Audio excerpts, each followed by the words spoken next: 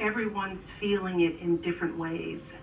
And I know a lot of folks are reluctant to tune into a political convention right now or to politics in general. Believe me, I get that. But I am here tonight because I love this country with all my heart. And it pains me to see so many people hurting. I've met so many of you. I've heard your stories. And through you, I have seen this country's promise. And thanks to so many who came before me, thanks to their toil and sweat and blood, I've been able to live that promise myself. That's the story of America. All those folks who sacrificed and overcame so much in their own times because they wanted something more, something better for their kids. There's a lot of beauty in that story. There's a lot of pain in it too. A lot of struggle and injustice and work left to do.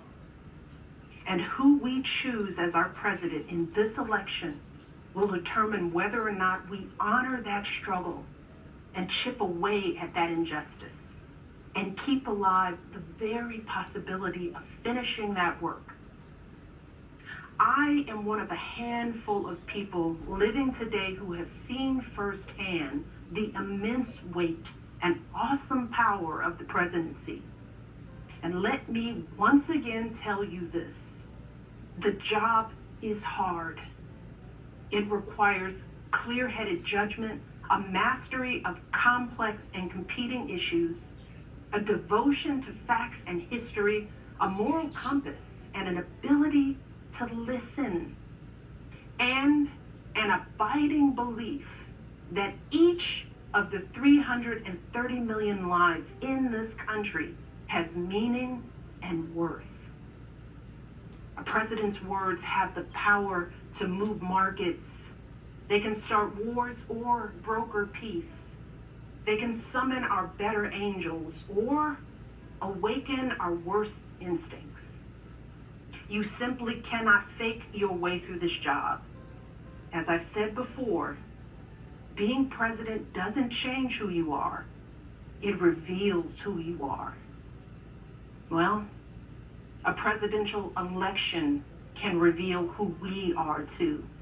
And 4 years ago, too many people chose to believe that their votes didn't matter. Maybe they were fed up. Maybe they thought the outcome wouldn't be close. Maybe the barriers felt too steep, whatever the reason. In the end, those choices sent someone to the Oval Office who lost the national popular vote by nearly 3 million votes. In one of the states that determined the outcome, the winning margin averaged out to just 2 votes per precinct. 2 votes. And we've all been living with the consequences. When my husband left office with Joe Biden at his side, we had a record-breaking stretch of job creation. We'd secured the right to health care for 20 million people. We were respected around the world, rallying our allies to confront climate change. And our leaders had worked hand in hand with scientists to help prevent an Ebola outbreak from becoming a global pandemic. 4 years later, the state of this nation is very different.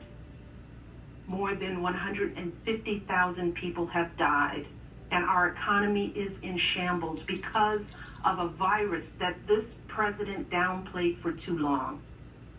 It has left millions of people jobless. Too many have lost their health care. Too many are struggling to take care of basic necessities like food and rent. Too many communities have been left in the lurch to grapple with whether and how to open our schools safely. Internationally, we've turned our back, not just on agreements forged by my husband, but on alliances championed by presidents like Reagan and Eisenhower.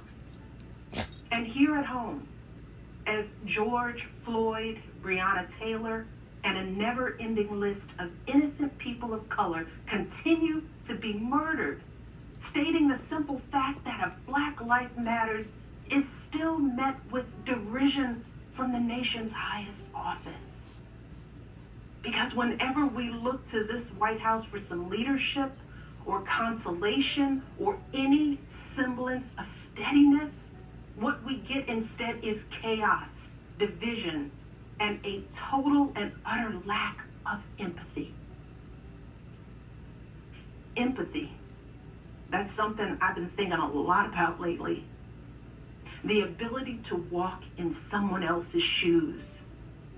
The recognition that someone else's experience has value too. Most of us practice this without a second thought. If we see someone suffering or struggling, we don't stand in judgment, we reach out. Because there, but for the grace of God, go I. It is not a hard concept to grasp. It's what we teach our children. Unlike so many of you, Barack and I have tried our best to instill in our girls a strong moral foundation to carry forward the values that our parents and grandparents poured into us.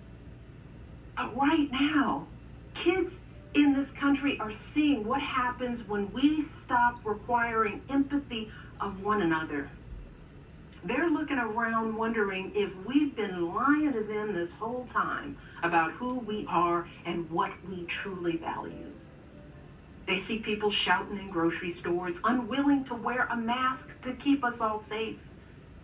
They see people calling the police on folks minding their own business just because of the color of their skin. They see an entitlement that says only certain people belong here. That greed is good and winning is everything, because as long as you come out on top, it doesn't matter what happens to everyone else. And they see what happens when that lack of empathy is ginned up into outright disdain. They see our leaders labeling fellow citizens enemies of the state while emboldening torch-bearing white supremacists. They watch in horror as children are torn from their families and thrown into cages, and pepper spray and rubber bullets are used on peaceful protesters for a photo op. Sadly, this is the America that is on display for the next generation. A nation that's underperforming not simply on matters of policy, but on matters of character. And that's not just disappointing, it's downright infuriating.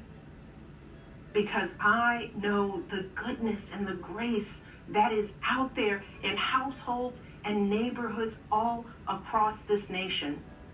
And I know that regardless of our race, age, religion, or politics, when we close out the noise and the fear and truly open our hearts, we know that what's going on in this country is just not right. This is not who we want to be. So what do we do now? What's our strategy? Over the past 4 years, a lot of people have asked me, when others are going so low, does going high still really work? My answer, going high is the only thing that works. Because when we go low, when we use those same tactics of degrading and dehumanizing others, we just become part of the ugly noise that's drowning out everything else. We degrade ourselves. We degrade the very causes for which we fight. But let's be clear. Going high does not mean putting on a smile and saying nice things when confronted by viciousness and cruelty. Going high means taking the harder path. It means scraping and clawing our way to that mountaintop. Going high means standing fierce against hatred while remembering that we are one nation under God. And if we want to survive, we've got to find a way to live together and work together across our differences. And going high means unlocking the shackles of lies and mistrust with the only thing that can truly set us free, the cold, hard truth. So let me be as honest and clear as I possibly can. Donald Trump is the wrong president for our country. He has had more than enough time to prove that he can do the job, but he is clearly in over his head. He cannot meet this moment. He simply cannot be who we need him to be for us. It is what it is. Now, I understand that my message won't be heard by some people. We live in a nation that is deeply divided, and I am a Black woman speaking at the Democratic Convention. But enough of you know me by now. You know that I tell you exactly what I'm feeling. You know I hate politics. But you also know that I care about this nation. You know how much I care about all of our children. So if you take one thing from my words tonight, it is this. If you think things cannot possibly get worse, trust me, they can and they will if we don't make a change in this election. If we have any hope of ending this chaos, we have got to vote for Joe Biden like our lives depend on it. I know Joe. He is a profoundly decent man, guided by faith. He was a terrific vice president. He knows what it takes to rescue an economy, beat back a pandemic, and lead our country. And he listens. He will tell the truth and trust science. He will make smart plans and manage a good team. And he will govern as someone who's lived a life that the rest of us can recognize. When he was a kid, Joe's father lost his job. When he was a young senator, Joe lost his wife and his baby daughter. And when he was vice president, he lost his beloved son. So Joe knows the anguish of sitting at a table with an empty chair, which is why he gives his time so freely to grieving parents. Joe knows what it's like to struggle, which is why he gives his personal phone number to kids overcoming a stutter of their own. His life is a testament to getting back up. And he is going to channel that same grit and passion to pick us all up, to help us heal and guide us forward. Now, Joe is not perfect, and he'd be the first to tell you that. But there is no perfect candidate, no perfect president, and his ability to learn and grow, we find in that the kind of humility and maturity that so many of us yearn for right now. Because Joe Biden has served this nation his entire life without ever losing sight of who he is. But more than that, he has never lost sight of who we are, all of us. Joe Biden wants all of our kids to go to a good school, see a doctor when they're sick, live on a healthy planet. And he's got plans to make all of that happen.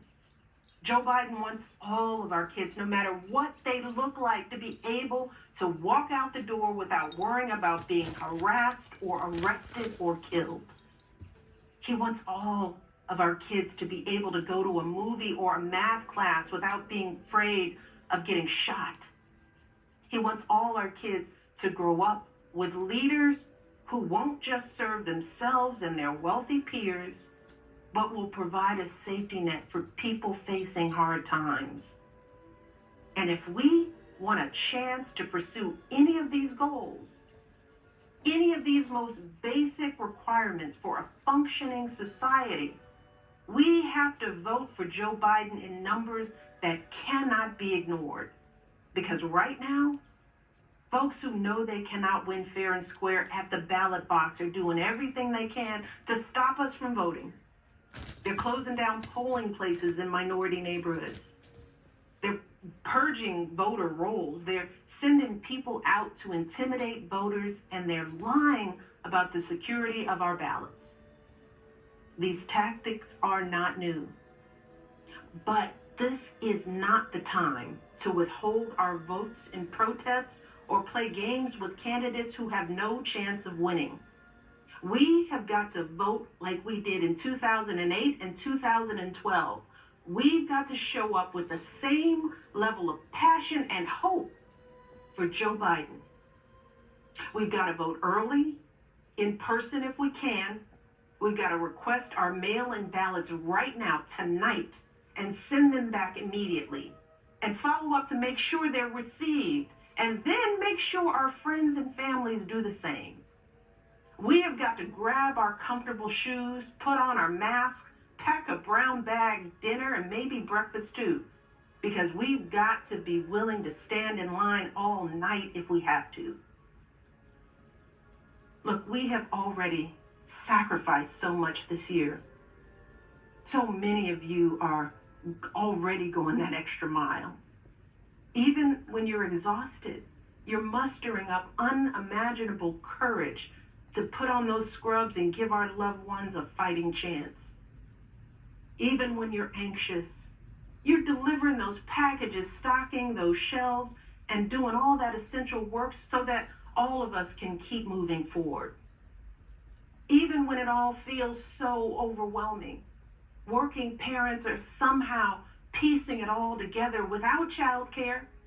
Teachers are getting creative so that our kids can still learn and grow. Our young people are desperately fighting to pursue their dreams. And when the horrors of systemic racism shook our country and our consciences, millions of Americans of every age, every background rose up to march for each other, crying out for justice and progress. This is who we still are.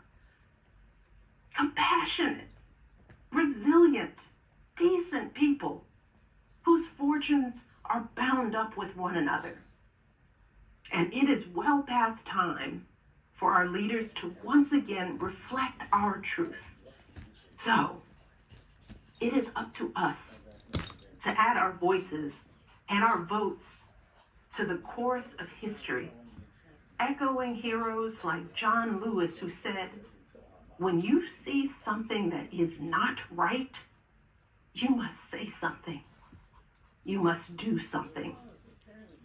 That is the truest form of empathy. Not just feeling, but doing. Not just for ourselves or our kids, but for everyone. For all our kids. And if we want to keep the possibility of progress alive in our time, if we want to be able to look our children in the eye after this election, we have got to reassert our place in American history. And we have got to do everything we can to elect my friend Joe Biden as the next president of the United States. Thank you all. God bless. Truly extraordinary moment in American political history.